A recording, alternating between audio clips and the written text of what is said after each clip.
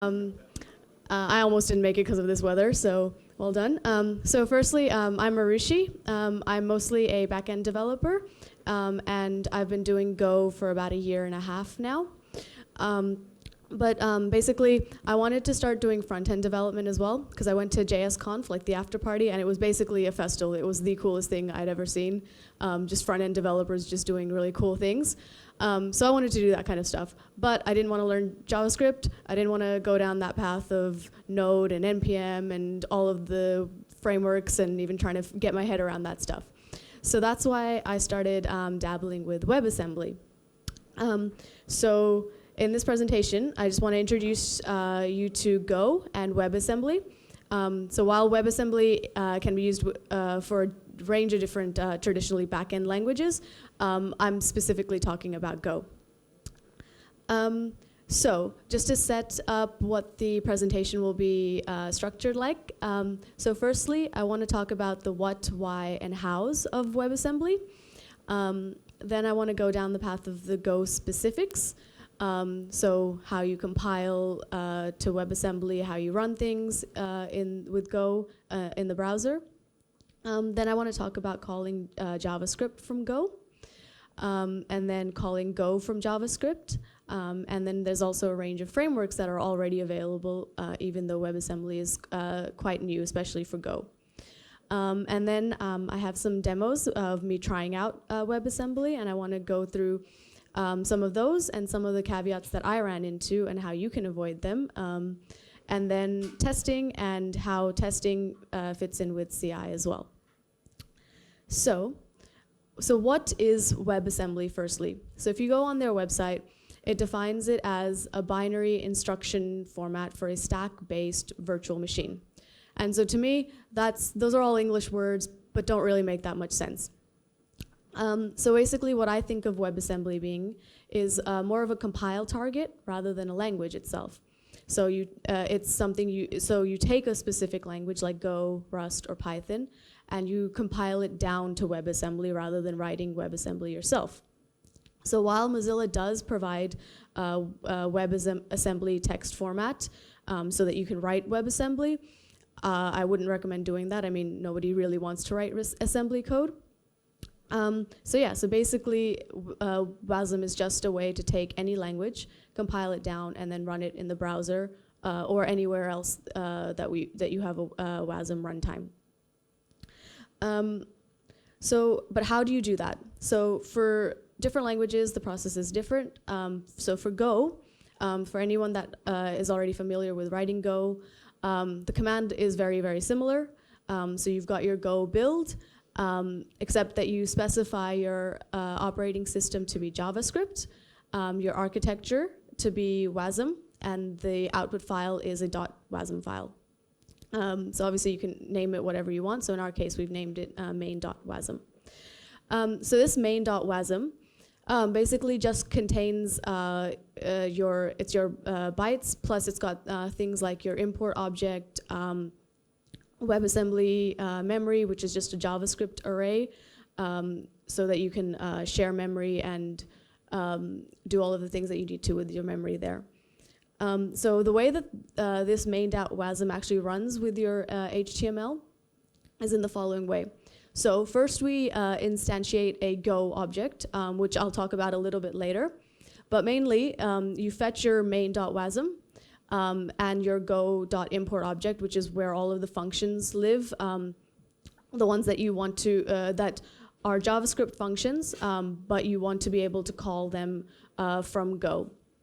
And then, so you fetch that, you compile it, and you instantiate it, which just creates a WASM module, which has all of the functions and all of the memory.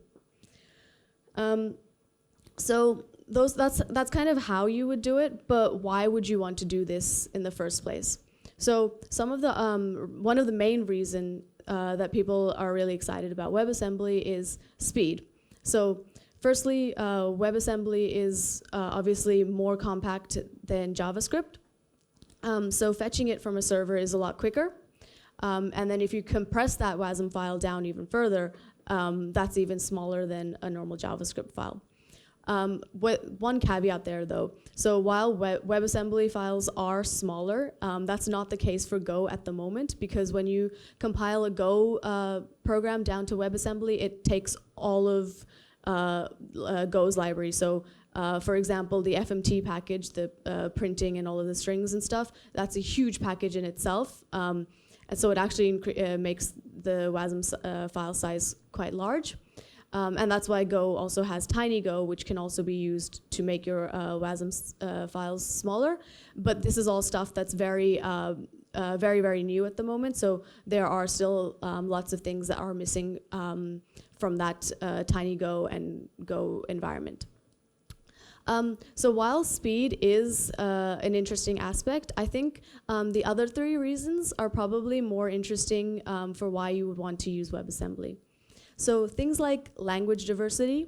So I mean, JavaScript, front-end development already has this huge ecosystem of different frameworks, but JavaScript being the main player in the front-end community. So if we already have diversity of frameworks, why not diversity of different languages as well? So you can choose languages that fit better for certain things. So for example, video and image processing, when you need more speed, things like Go and Rust and C are probably better than just pure JavaScript. Nextly, I think familiar tooling is quite nice to have. So for example, if you're somebody who's never really done JavaScript or front-end development, but you just want to get something up and running really quickly, if you can use a language that you're already familiar with tools that you're already very familiar with, I guess makes that learning curve a bit less steep, and just makes, I think, makes front-end development a little bit more accessible to everybody. And then the last one is, I guess, languages like Rust and Go following in the footsteps of Node.js, where where you can share backend and front-end code, meaning that there's less context switching if you're a full stack developer.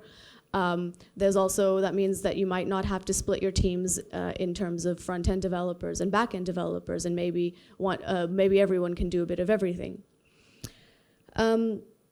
Yeah, and so just going back to the speed thing as well, another reason that WebAssembly is faster than JavaScript is the compilation process. So for JavaScript, you need to go down to its AST representation, and then down to its bytecode specific to the JS engine. With WebAssembly, though, it's already in bytecode.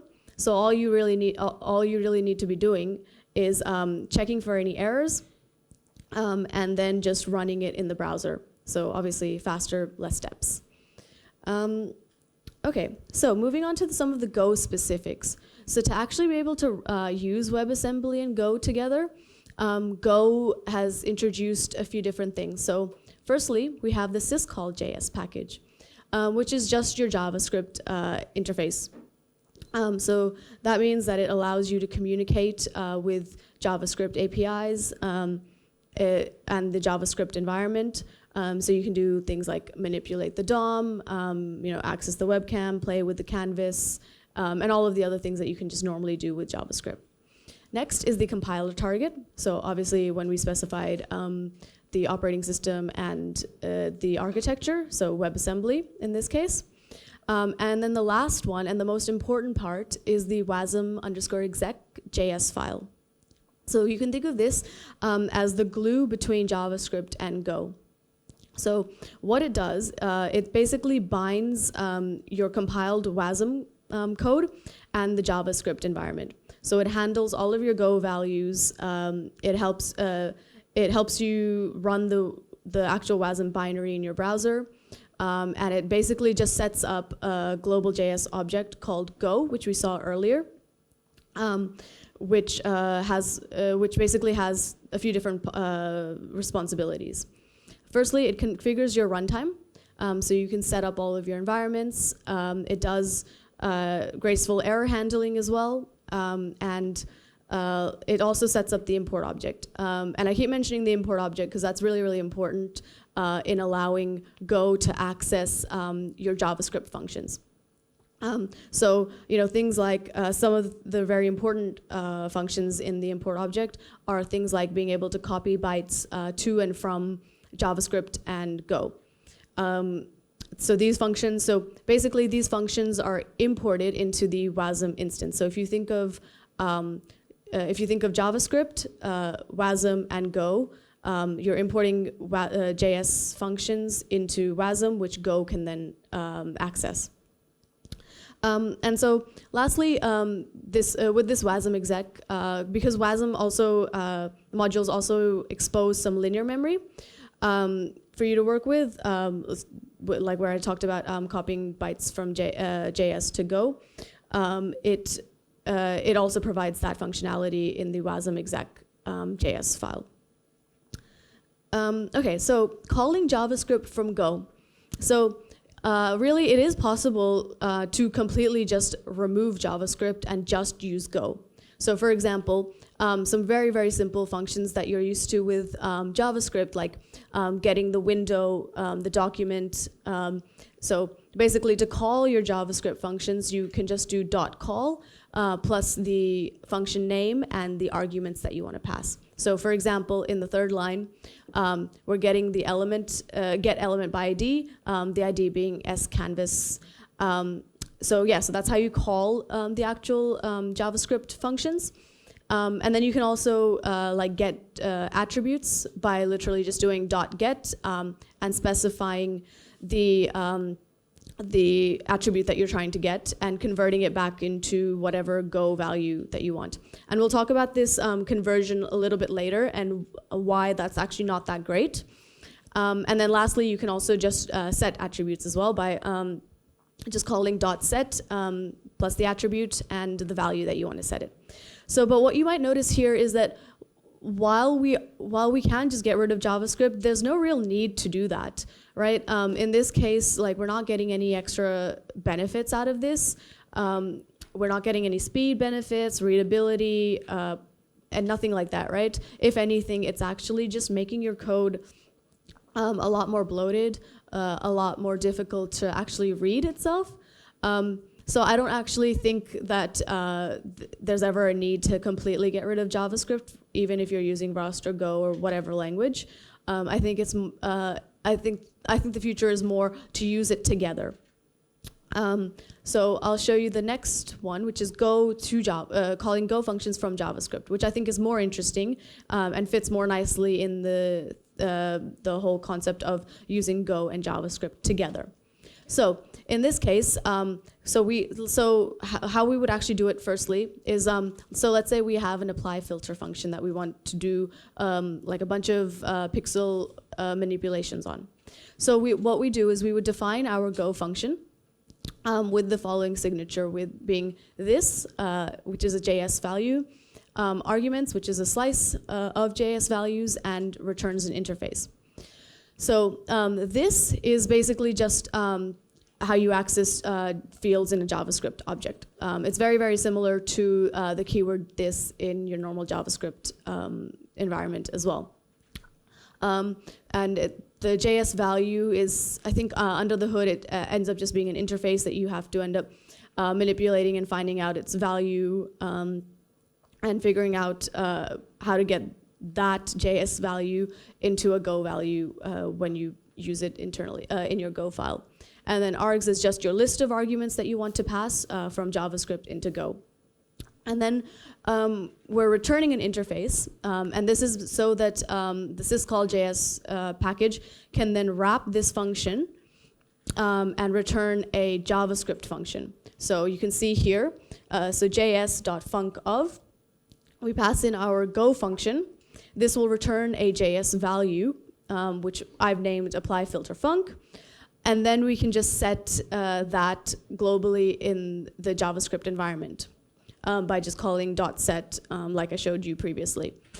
But here, what you might notice is that by setting this globally, we're just polluting the global space in JavaScript, right? Like we have all, like if this project was bigger, we would just have a bunch of functions declared globally. So one of the nice things that WebAssembly actually provides you is the opposite to the import object, which is an exports object. So with the import object, you were importing JavaScript functions that Go could call.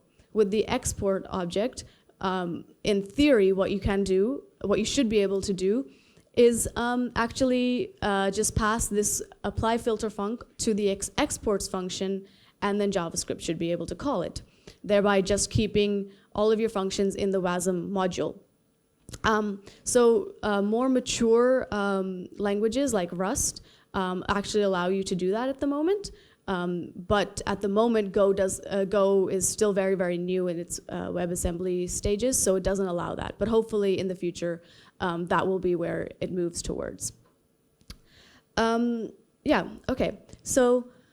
Firstly, I want to show you a small demo of where I've used basically purely Go to make a small animation on the canvas. And I'll show you some of the one of the main things that went wrong with this. I don't know if I can. Oh. Sorry.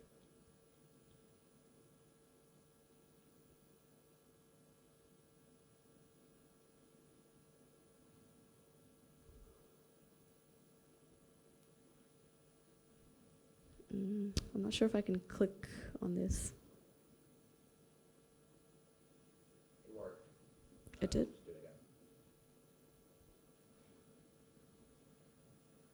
Okay. Yes, okay. So that was one of the caveats, that it's super, super slow, so I didn't even realize that it ran. Yeah, so basically what I'm doing here, and it's all in Go purely, is I write a word, and then I clear it out, but I keep track of, all of the pixels in one array to see, to record where the black values were and decide where I can draw the circles.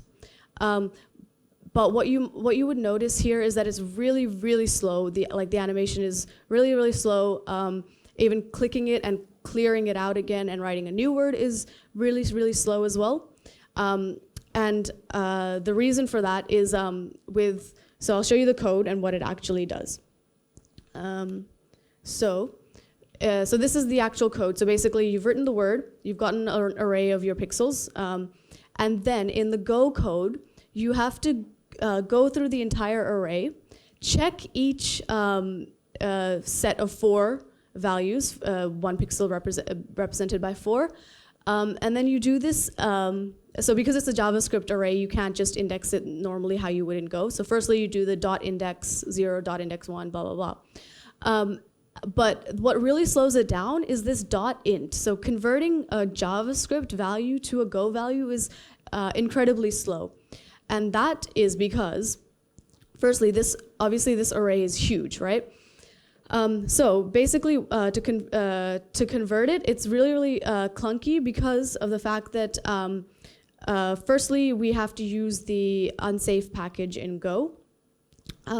So where it lives in memory, so JavaScript numbers obviously are stored as double precision float numbers, but we want a Go integer. So what we have to do is we have to get a pointer to, so a float pointer to where this value lives in memory. Then we convert that pointer to an int pointer, and then we get the actual value that this int pointer now points to. So that's a few different steps. Firstly, that's a few different steps, making it very, very slow. Secondly, using the unsafe package is never recommended ever, hence the name unsafe. So with Go, and so like I mentioned before, so you might already be thinking that we did talk about being able to share memory with WebAssembly. So with Go 1.1 and Go 1.1.2, it wasn't actually possible, like the import object didn't provide you a function where you could just share memory to copy the bytes to Go. They provided the other way around where you could copy Go values to JavaScript leveraging WebAssembly's linear memory, but nothing the other way around. But thankfully, Go 1.1.3 came out very, very soon after started working with WebAssembly. And basically, it defines a new function called CopyBytes to Go. And the way that actually works is rather than having to dive into like pointers and conversion. All it does is you can create a Go slice and copy all of the JS values directly by leveraging WASM's linear memory. So under the hood, what we actually do is we load the slice into a JavaScript array by getting the location of the slice in memory, converting that to a uint8 array or a byte array, and then we copy all of the values. So then we get the location of the JavaScript values. We copy all of them into our slice, and then we can grab those values from memory with Go. So to show you, so a better example which will show you like the speed differences is here. So this example, I was using Go 113, and it's basically just like a small webcam filter. So it's getting all of the pixels and then doing some manipulation. So obviously this is something that lots and lots of pixels, but you also want to be really, really fast with this. But the first one is, right, so it kind of hovers at like less than 2 frames per second, and even like clearing it out and loading again, like the same example before, is very, very slow. Yeah, so it's just like a miserable experience, as you can tell from my really, really sad face. I did want to re-record this, but I felt like it described my frustrations really well. But then, if you go down, when I started using Go 113, if you check this out, which, I mean, is it on the next slide? Yeah. Okay. So that is up to like 60 frames per second, right? And I mean, you don't need to be anything faster. And yeah, happy face. That can also be used if you use Go 113 or above. Yeah. So, but that's so much better, right? Like that blew my mind. How much faster, like how slow this whole not sharing memory situation is, versus if you can just leverage sharing memory. So I think that's super, super cool, and like super awesome that like Go, like you can see Go progressing. So as you're working with it, you're like, okay, this is missing, and then in the next release it comes out, and that's really cool to me. Okay, so we kind of talked about just running Go and JavaScript and all of that stuff. What the other cool thing is that even though WebAssembly and Go, it's so new still. I mean, like WebAssembly is brand new. Go implementing WebAssembly is even newer. There's already people that are working with different frameworks, right? So people have already started creating a bunch of different frameworks similar to React and Vue. So some of the frameworks are Voodoo and Vecti, which are both based on Vue and React respectively, but they're purely in Go. And I wanted to focus on Voodoo because I personally really like Vue over React. And I mean, I don't mean to start a whole other argument there, but that's my personal opinion. So what is Voodoo? So it's basically UI development purely in Go. So very, very similar to Vue.js. You know, it provides you all like the v-if, but Voodoo's version of that. What I really like is that there's a really active community, especially on Slack. So the maintainer is always there. If you ever have questions, he answers very quickly. There's opportunities to contribute to open source as well, because obviously it's still very, very new, but there's lots of things to do, things that you might feel like are missing, and you can actually contribute to that. So basically, at a very high level, what Voodoo does is basically you write your components in a .voodoo file. Then you can convert those Voodoo components down to a Go component, either by using the Voodoo gen command or by using the dev server that is provided with Voodoo. And that will just do all of the converting for you. So I'll just quickly move to some code. It's a bit easier to show you on my actual editor. Give me 1 second.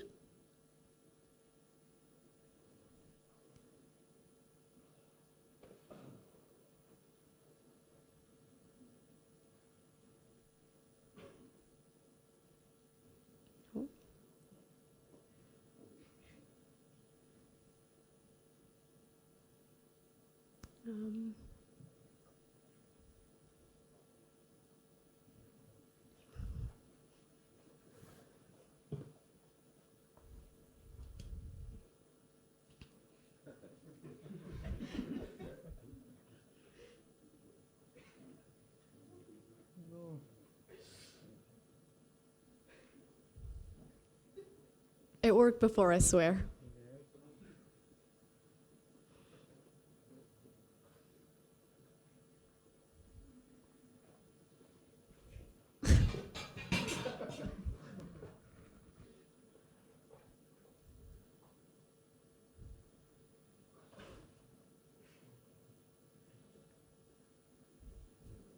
Oh, there it is.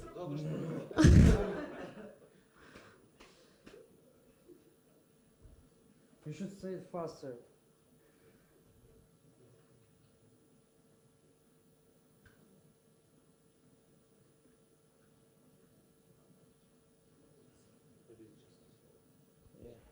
Okay. So can everyone see that? Is that okay to read?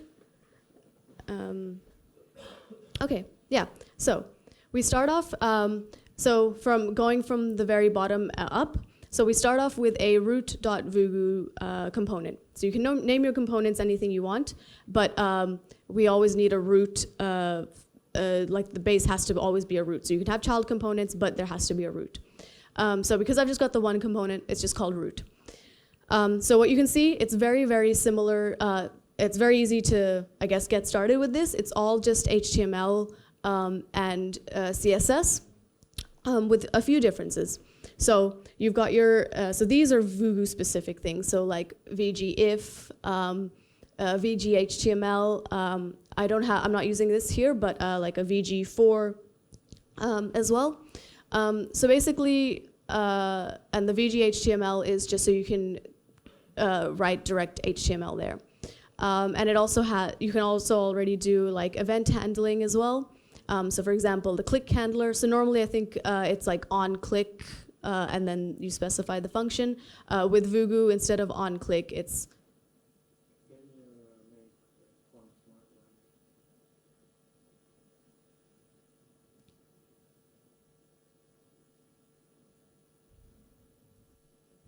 okay. Yeah. So yeah. So instead of on something, it's at something, and then you specify your function. So this function is actually our Go code. So this is where Go comes into it. So basically, yeah, so like CSS, and this is where like the cool Go stuff starts happening. So you just specify that it's Go, firstly, and then you just start writing Go code the way you would normally, right? You can do all of your importing. These are all just normal library packages in the standard Go thing. You can specify your different structs. So with Voodoo, whatever, so the naming convention is basically whatever your component is plus data. So in our case, root data, which contains all of your data, obviously, that can be used in your application. So, so let's walk through this handle click function. So basically, I mean, it's great because it's literally just writing pure Go code. Like this is very, very simple Go code at the end of the day. Like, you know, you're setting up your client, you're doing a request to icanhas.joke.com, and then you're able to bind whatever response you get to your dad joke struct, which I've also defined up there, and then embedded that within my root data struct. But what you'll notice here is, firstly, firstly, Go routines work really well here, which is nice as well. But secondly, we have this this event env. And so this is basically how you can get an exclusive lock for when there might be some data concurrency issues. So for example, because we're making an external call, we might have concurrency issues with setting this is loading, which is used for the spinner. And then we also might have issues with the actual dad joke struct, so the data that we're getting. So we can just get a lock and then unlock it whenever we're ready. So in the case of actually making the icanhas.joke.com call, we get the lock and then we unlock it here when the function returns. Yeah, so that's like I quite like this because it's like very easy and easy to get started with this. The next thing will be so when you compile your root.voodoo down, it'll create a root.go file. And this is where it will basically do all of the like merging of like your Go code and the Voodoo necessary things. So for example, it does specify your handle click function. It takes your whole root data and dad joke struct, which we defined earlier. But it also does a whole bunch of other things like building your virtual DOM, which is then used to sync for updates and to hash the component to understand whether it's changed or not. So this is all stuff which is just done for you. You generally would not change this file. If you want to add things to your Go code, just create another file and put it in there. So like how I did with the root.go file. And yeah, so one of the last things that it does is registers your component type. This is important because later when you render it, Voodoo just gets a list of all of your registered components and then renders it on the screen. And so moving on to the actual rendering. Wayne, yeah. Okay, so this is the WASM, or the thing that gets compiled down to WASM eventually. So what's happening here is that we're passing in our component type, root, and Voodoo props. In our case, we're not actually using any props, but you can use that as well. And that's just our root instance. So even if we had child nodes, we would still be using this root first. And then we specify the environment. So with Voodoo, you can either use JS-env for running in the browser, or you can use static HTML-env for running on server side. So yeah, so in this case, I said new JS-env. We get our mount, our root mount parent, our root inst, which we declared up there. And here we get all of our registered component types. So this is where we are able to get child components and everything else that we might have had. And then the render loop is actually where all of the rendering obviously happens. So the virtual DOM, which we saw created earlier in the Voodoo file, is output. It's synced with the browser's DOM whenever we call the render function. One of the important things to remember is that because we need to do this syncing with the virtual DOM and the browser's DOM, we can only really use Go constructs that can be hashed easily. So for example, channels don't work well with Voodoo at all. So that will probably become a bit of a hassle later on if you start building something a little bit more complicated where Go routines need to start communicating with each other. And